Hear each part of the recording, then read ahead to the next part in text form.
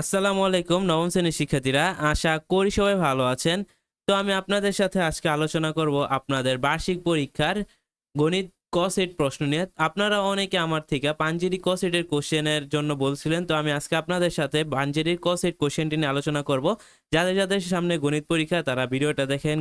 যদি আপনাদের ভাগ্য ভালো থাকে, আপনার যদি অন্যান্য পরীক্ষায় ক সেটের প্রশ্ন এসে থাকে, তাহলে এখনও যদি গণিত পরীক্ষা না হয়ে থাকে আপনারা প্রশ্নটি দেখেন। আপনি এখান থেকে যদি আপনাদের ভাগ্য ভালো হয় তাহলে আপনার হুবহু 100% কমন আসতে পারে। আর যাদের ভাগ্য ভালো না তারাও দেখেন, তাদের এইখানে টপিকগুলো ভালোভাবে পড়লে আপনাদের কমন আসবে। তো এইখানে যে প্রথম যে টপিকটা আছে যে এক্স স্কোয়ার সমান 9+4√5 এবং এ সমান √3+√2, এই অঙ্কটা আপনারা সবাই জানেন এবং এই অঙ্কটা আপনারা সবাই করবেন। এটা বীজগণিত পার্ট থেকে আসে। 2 নম্বর যে পার্টটা সেটাও বীজগণিতিক পার্ট। তো এই অঙ্কটা আপনারা দেখেন, এই যে এখানে সুন্দর করে বুঝা দিতেছে। আপনারা এই টাইপের যে অঙ্কগুলো আছে এগুলো আপনারা ভালোভাবে পড়ে নিয়েন, ঠিক আছে? তো তারপর আপনাদের খ বিভাগ যেগুলো আছে, খ বিভাগ হচ্ছে গিয়ে জ্যামিতি। এস ও টি যথাক্রমে P Q O P R এর মধ্যবিন্দু, ঠিক আছে? তারপর এখানে প্রমাণ করতে বলছে এস টি সমান্তরাল Q R S T half of O R, OMR সমান 90 ডিগ্রি প্লাস হাফ অফ কোণ পি, ঠিক আছে? এই দুইটা আপনারা প্রমাণ করবেন।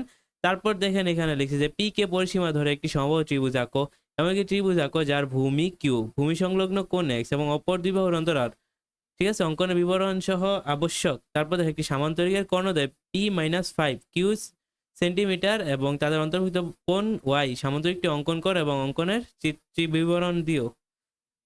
তারপর দেখেন এখানে ত্রিকোণমিতিগুলো দেয়া আছে। তো এখানে আপনারা ত্রিকোণমিতিটা পার্টটা খুবই ইজি আসে, তো আপনার ত্রিকোণমিতি পার্টটা দেখতে পারেন। আর পরিমিতির পার্টটাও খুব ইজি। তো এই পরিমিতি আপনারা যারা ভালো ত্রিকোণমিতি পারেন আর তারা ত্রিকোণমিতি দিয়ে, না যারা পরিমিতি পারেন তারা তো পরিমিতি দিবেন। আর পরিসংখ্যান নিয়ে তো আর কিছু বলার নাই, পরিসংখ্যান আপনারা সবাই পারেন, ছোট থেকে শিক্ষা আসতেছেন।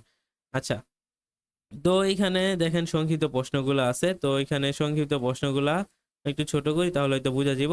তো প্রথমে যে সংক্ষিপ্ত প্রশ্নটা আছে সেটা আপনারা দেখতে পাচ্ছেন। তো এটা পরিসংখ্যান দিকে আসছে যে মধ্য শ্রেণীর পরবর্তী শ্রেণীর গণসংখ্যা নির্ণয় করো। তারপর 7 + 10 - 13 ধারাটির কততম পদ? 298। একটি সমকোণী ত্রিভুজের রুট বি সমান 90, এ বি সমান 5 একক হলে বিসি সমান 12 একক হলে ত্রিভুজটি পরিবৃত্তের ব্যাসার্ধ নির্ণয় করো। তারপর লিখছে যে 2x + 3y - 1 এবং 3x + 2y সমান কত? 18। সমীকরণ হতে আর গুণন পদ্ধতিতে ওয়ার মান নির্ণয় করো। তারপর লিখছে পাইপের চিত্রের চতুর্ভুজটি অঙ্কনের জন্য দুইটি উপায় লিখো, ঠিক আছে? তারপর দেখেন 6 নম্বর একটি সমবাহু ত্রিভুজের পরিসীমা 12 সেন্টিমিটার হলে ক্ষেত্রফল নির্ণয় করো।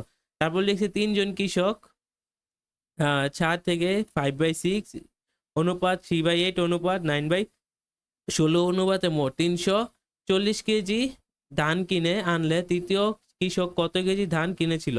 তারপর এখানে লিখছে এখানে কিছু লিখি পি সমান সমান 5, সেখানে কিছু 5x প্লাস 4, পরে লিখছে 5 to the power 2x into 25, ঠিক আছে? তারপর 4 টু দি পাওয়ার x আর 5 টু দি পাওয়ার x লেখা হলে লগ পি এর মান নির্ণয় করতে বলছে। তো আপনারা এটা ভালোভাবে দেখে নিন। এখানে যদিও বুঝা যাইতেছে না, তো যতটুকু আমি বুঝতে পারছি আপনাদের জানানোর চেষ্টা করছি।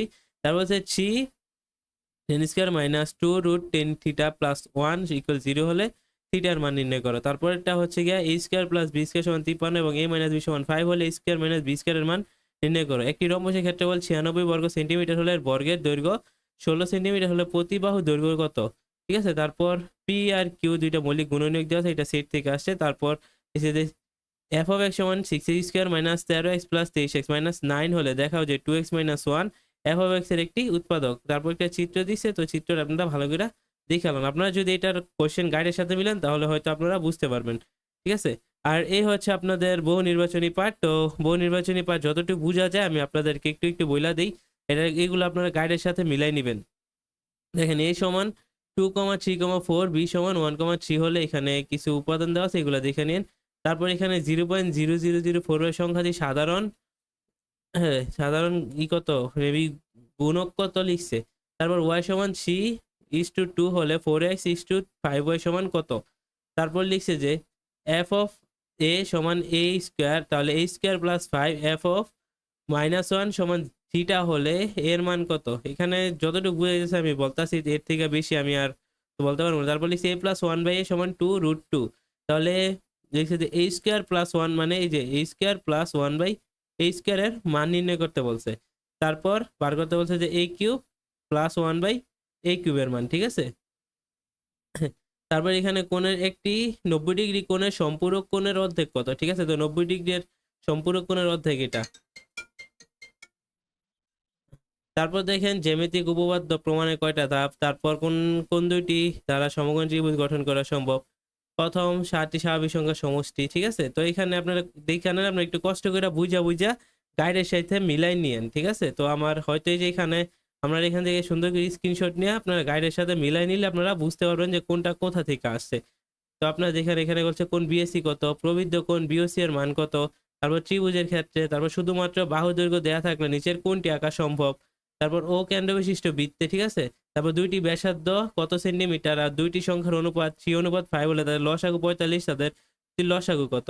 তারপর লিখছে কোন বৃত্তের অধি চাপে অন্তর্লিখিত কোন কোনটি, ঠিক আছে। এগুলো আপনারা গাইডের সবগুলো বর্ণভিত্তিক, তো আপনারা সব গাইডের বোর্ড থেকে চেক করলে আপনারা পাবেন, ঠিক আছে। তো এইখানে দেখেন সমীকরণ জোটের সমাধান, দুইটি বৃত্তে সর্বোচ্চ কয়টি স্পর্শক আঁকা সম্ভব, ঠিক আছে। তো এগুলো আপনারা দেখে নিন। তো আশা করি ভিডিওটা আপনাদের ভালো লাগছে। আজকে ভিডিওটা এই পর্যন্তই ছিল। ভালো লাগলে সাবস্ক্রাইব করবেন। আল্লাহ হাফেজ।